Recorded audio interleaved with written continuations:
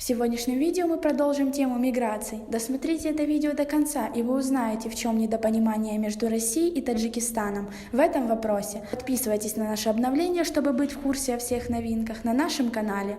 Россия и Таджикистан подписали межведомственное соглашение о наборе граждан республики для осуществления временной трудовой деятельности на территории России. Отмечено, что гражданам республики предоставлены максимально возможные для нечленов ЕАЭС преференции, а именно возможность пребывания в России в течение 15 дней без постановки на учет, оформление патента на работу сроком до 3 лет. Ранее Таджикистан предложил России провести очередную легализацию незаконных мигрантов из Таджикистана.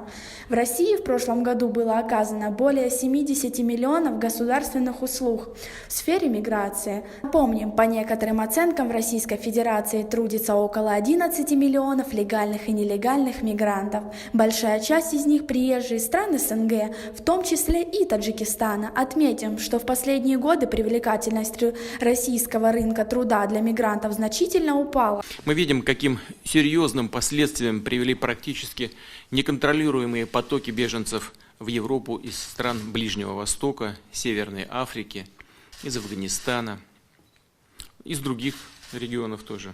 Здесь и всплеск преступности, и конфликты на национальной и религиозной почве, и социальное напряжение.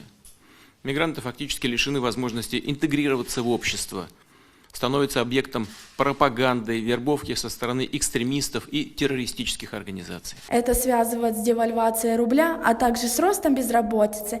Как вы считаете, это основные проблемы оттока мигрантов? Свои ответы пишите нам в комментарии под этим видео. Вы знаете, мы говорили об этом уже много раз и давно. Я считаю, что это абсолютно ожидаемый кризис.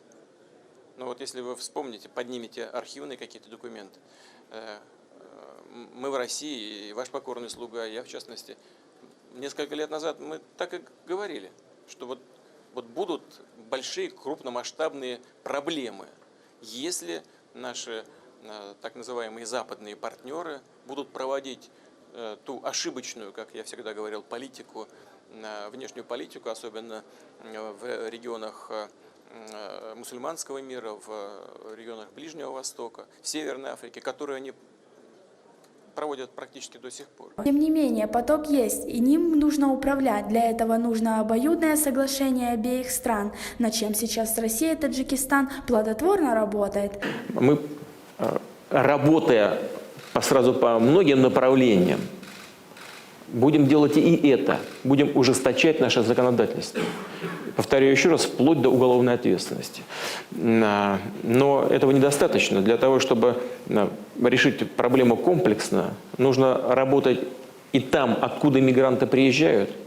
Нужно создавать там рабочие места, чтобы в рамках России было поменьше передвижения населения. Что касается стран ближнего зарубежья, то нужно работать там уже заранее, в тех группах населения, которые приезжают, которые имеют здесь связи, контакты, создавать там курсы русского языка, создавать там курсы по изучению традиций русского народа. На этом у нас все. Оцените наше видео подпиской и лайком.